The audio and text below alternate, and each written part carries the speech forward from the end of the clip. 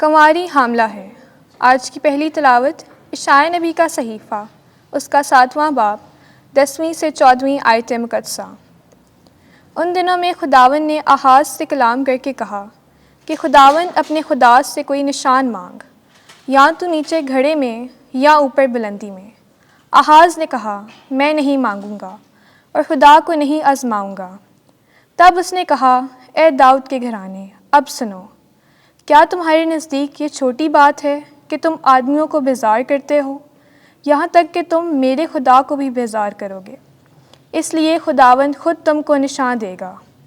دیکھو، کنواری حاملہ ہوگی اور اس سے بیٹا ہوگا، اور وہ اس کا نام امانویل رکھے گی، جس کا مطلب ہے خدا ہمارے ساتھ ہے۔ پاک کلام کے پڑھے اور سنے جانے پر خدا کی برکت ہو۔ زبور 40 جماعتی جواب۔ اے خداوند، میں آیا ہوں کہ تیری مرضی بجا لاؤں۔ قربانی یا نذرانہ تو نے نہیں چاہا، لیکن تو نے میرے کان کھولے ہیں۔ سوختنی قربانی یا خطا کا ذبیحہ تو نے نہیں مانگا۔ تب میں نے کہا، میں آیا ہوں۔ جماعتی جواب۔ اے خداوند، میں آیا ہوں کہ تیری مرضی بجا لاؤں۔ کتاب کے طمار میں میری بابت لکھا ہے، اے میرے خدا، میں اس میں خوش ہوں کہ تیری مرضی بجا لاؤں، اور تیری شریعت میرے قلب کے عین درمیان ہے۔ میں نے بڑی محفل میں تیری صداقت کی بشارت دی ہے۔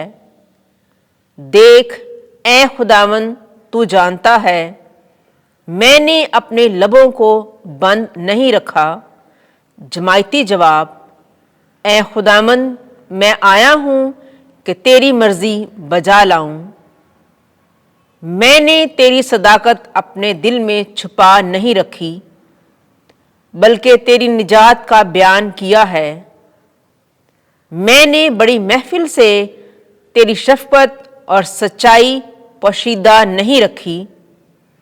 جماعتی جواب۔ اے خداوند، میں آیا ہوں کہ تیری مرضی بجا لاؤں۔ آمین۔ تمہار میں میری بابت لکھا ہے، اے خدا، میں آیا ہوں تاکہ تیری مرضی بجا لاؤں۔ آج کی دوسری تلاوت مقدس پالوس رسول کا خط عبرانیوں کے نام، اس کا 10واں باب، 4 سے 10ویں آیت مقدسہ۔ اے بھائیو، ہو نہیں سکتا کہ بیلوں اور بکروں کا خون گناہوں کو مٹائے، اس لیے وہ دنیا میں آتے ہوئے کہتا ہے کہ قربانی اور نذرانہ تو نے نہ چاہا، لیکن تو نے میرے لیے ایک بدن تیار کیا ہے۔ سوختنی قربانیاں اور خطا کے ذبیحے تجھے پسند نہ آئے۔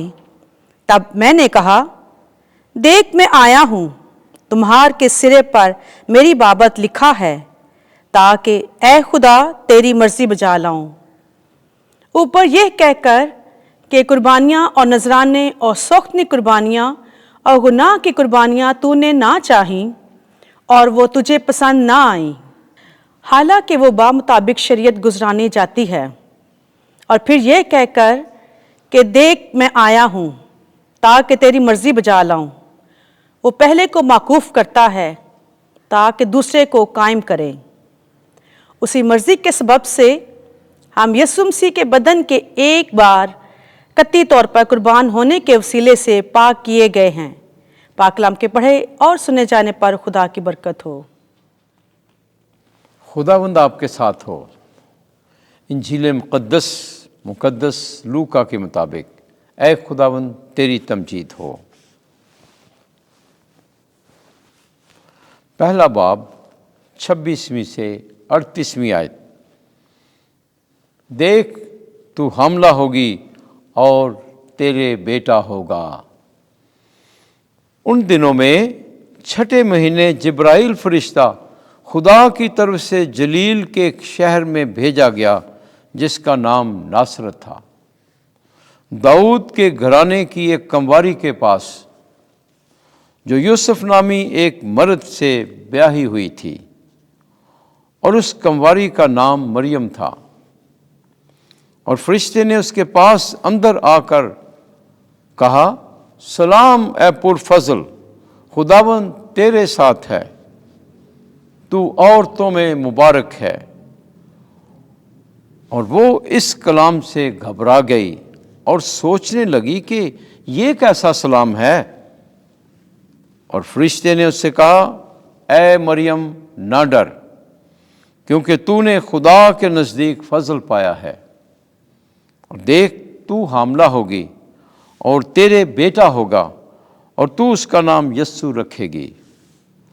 وہ بڑا ہوگا اور حق تعالیٰ کا بیٹا کہلائے گا، اور خداوند خدا اس کے باپ داؤد کا تخت اسے دے گا، اور وہ یعقوب کے گھرانے میں ہمیشہ تک بادشاہی کرے گا، اور اس کی بادشاہی کا آخر نہ ہوگا۔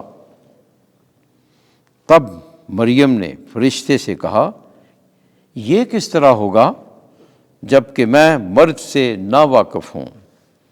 اور فرشتے نے جواب میں اس سے کہا، روح القدس تجھ پر نازل ہوگا، اور حق تعالیٰ کی قدرت تجھ پر سایہ ڈالے گی، اور اس سبب سے وہ قدوس مولود خدا کا بیٹا کہلائے گا۔ اور دیکھ تیری رشتہ دار الصبات کے بھی بڑھاپے میں بیٹا ہونے والا ہے، اور یہ اس کا جو بانجھ کہلاتی تھی 6واں مہینہ ہے، کیونکہ خدا کی کوئی بات ہرگز بے قدرت نہ ہوگی۔ اور مریم نے کہا، دیکھ میں خداوند کی بندی ہوں، میرے لیے تیرے قول کے موافق ہو۔ تب فرشتہ اس کے پاس سے چلا گیا۔ انجیل مقدس کے وسیلے سے ہمارے گناہ معاف کیے جائیں۔ اے مسیح تیری ستائش ہو۔